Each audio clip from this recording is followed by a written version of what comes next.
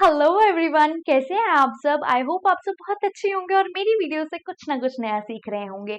आज से मैंने आप सभी के लिए एक बहुत बड़ी शुरुआत करी है और वो शुरुआत ये है कि अब से मैं आपके लिए क्लास 10th एनसीईआरटी पूरी कंप्लीट करवाऊंगी।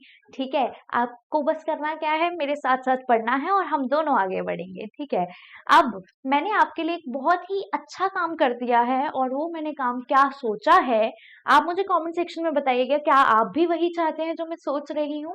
तो इस टाइम पे मैं सोच रही हूँ कि मैं आप सभी के लिए ऐसी वीडियोस लाऊं जो एक शॉट में पूरा चैप्टर ना हो, बल्कि पार्ट्स में हो। और पार्ट्स में भी ना हो, क्या हो, एक पर्टिकुलर क्वेश्चन हो। फॉर एग्जाम्पल, आपको कोई भी एक्सरसाइज है, जैसे एक्सरसाइज 1.1 है और आपको पर्टिकुलरली क्वेश्चन नंबर 6 नहीं आ रहा, तो आपको पूरी एक्सरसाइज ना देखनी पड़े, पूरा चैप्टर ना समझना पड़े, सिर्फ वो आप एक पर्टिकुलर क्वेश्चन की वीडियो देख लें और सब कुछ समझ लें। तो मैं क्या कहना चाहती हूँ, मैं कहना चाहती हूँ कि मैं पर्टिकुलरली क्वेश्चन वाइज आपको क्या करवाऊंगी, पूरी एनसीईआरटी क्लास 10th की सॉल्व करवाऊंगी। बस क्या चाहिए मुझे, आप सभी का सपोर्ट चाहिए। और उस सपोर्ट में क्या चाहिए मुझे, कि आप मेरी वीडियोस को लाइक करें, वीडियोस को देखें। आपको कुछ समझ आ रहा है, नहीं आ रहा, आप मुझे सब कमेंट सेक्शन में सच्ची सच्ची बताएंगे। ठीक है, और साथ में मेरे चैनल को सब्सक्राइब करना बिल्कुल मत भूलना। ठीक है, और मेरे साथ आगे बढ़ते रहना। अब आप सब आगे हैं, क्लास 10th में चैप्टर है हमारा real number, first chapter of maths. तो अब से हम क्या कर रहे हैं, स्टार्टिंग कर रहे हैं। यहाँ पर आज मैं जो इस वीडियो में लेकर आऊंगी वो लेकर आऊंगी question number 1 of exercise 1.1 new book का। ठीक है, क्योंकि सिलेबस चेंज हुआ है, मतलब डिलीशन हुआ है, तो क्या होगा, जिस तरह से अब हमारी न्यू एनसीईआरटी है वही मैं आपको पढ़ाऊंगी और उसी तरह हम क्वेश्चंस करेंगे। ठीक है, सबसे पहले मैं आपको बता दूं, जब आप चैप्टर 1 करते हैं रियल नंबर्स, तो उसमें एक जो है, एक थ्योरम है, फंडामेंटल थ्योरम ऑफ अरिथमेटिक्स।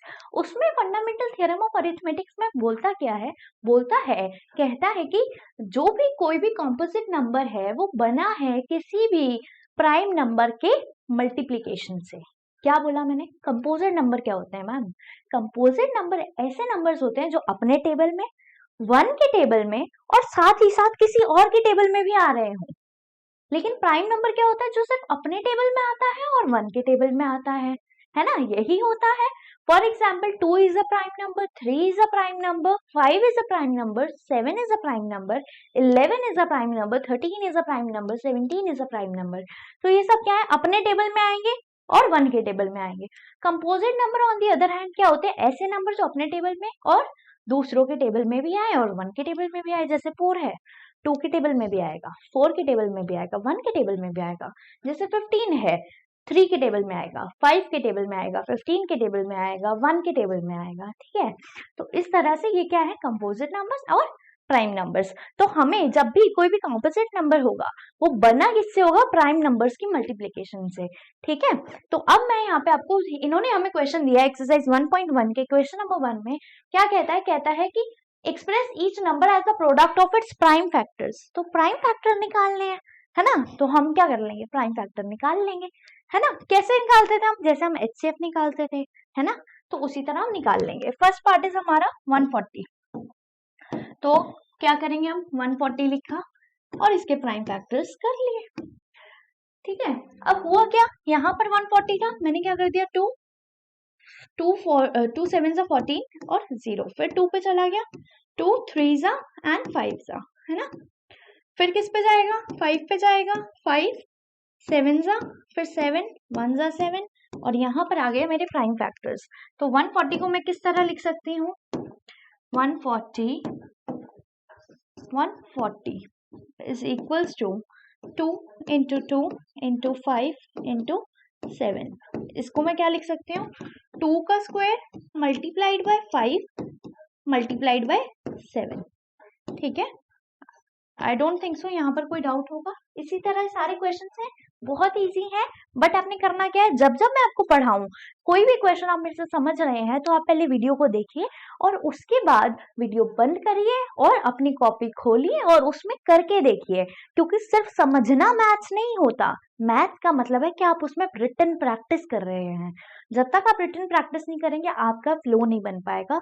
और अब है 10th बोर्ड्स और आप सबको बहुत अच्छे नंबर लेकर आने हैं, है ना, और इसमें मैं आप सभी के साथ हूँ। नेक्स्ट पार्ट इज 156, 156 का भी निकाल लेते हैं।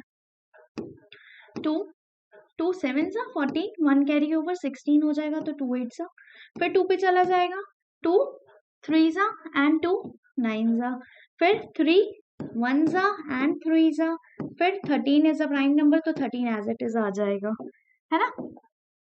और इसके आंसर क्या हो जाएगा, 156 is equals to 2 multiplied by 2 multiplied by 3 and multiplied by 13। जहाँ पे मेरे को यहाँ पे 2 मल्टीप्लाइड बाय 2 दो बार दिख रहा है तो मैं 2 का स्क्वायर लिख दूंगी। 2 का square multiplied by 3 and multiplied by 13 is our answer. Is it okay, is it clear? अब मैं थर्ड पार्ट आपको समझा रही हूँ, फोर्थ और फिफ्थ पार्ट आप होमवर्क में मुझे करके देंगे, ठीक है। चलिए, थर्ड पार्ट इज 3825 3825 कर लेते हैं। सबसे पहले मैं इसमें देखती हूँ 2 के टेबल में नहीं जाएगा, 3 के टेबल में हमें देखना पड़ेगा। 3 + 8 इज 11, 11 + 2 इज 13, 13 + 5 इज 15, तो 3 के टेबल में ये जा रहा है, ठीक है। तो 3 1 जा, ठीक है, फिर 3 2 जा 6, फिर 2 कैरी ओवर हो जाएगा, 3 7 जा 21, फिर 3 5 जा 15, ठीक है। दोबारा से 3 के टेबल में देखते हैं, 12 चला जाएगा, 12, ठीक है।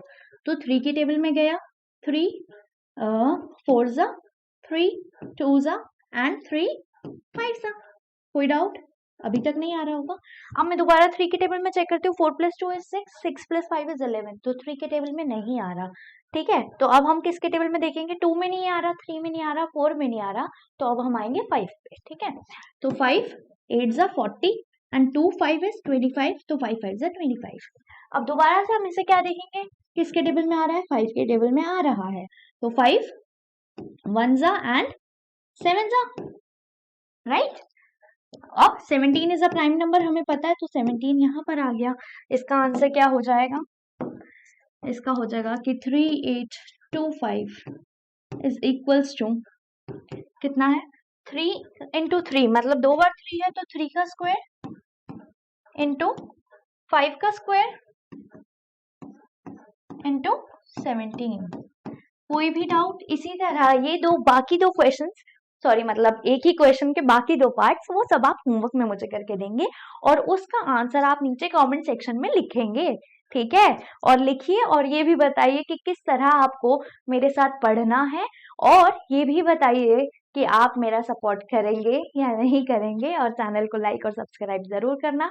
आती रहूंगी मैं आप सभी के साथ ऐसी ही वीडियोस लेकर, हर एक क्वेश्चन का हर एक पार्ट लेकर, ठीक है। और जो पार्ट मुझे लगेगा कि आप कर सकते हैं, मैंने अच्छे से समझा दिया, वो मैं आपको होमवर्क दूंगी। अगर आपको होमवर्क में भी वो पार्ट नहीं हो रहा तो आप क्या लिखेंगे, आप कमेंट करेंगे और बोलेंगे कि मैम ये वाला पार्ट होमवर्क में नहीं आ पाया मेरे को, मैंने करा था और मेरे से सॉल्व नहीं हुआ, तो मैं श्योरली मैं आपको गारंटी देती हूँ कि मैं आपके उस कमेंट का रिप्लाई भी करूंगी और उस चीज पर वीडियो भी बनाऊंगी विद सॉल्यूशन, ठीक है।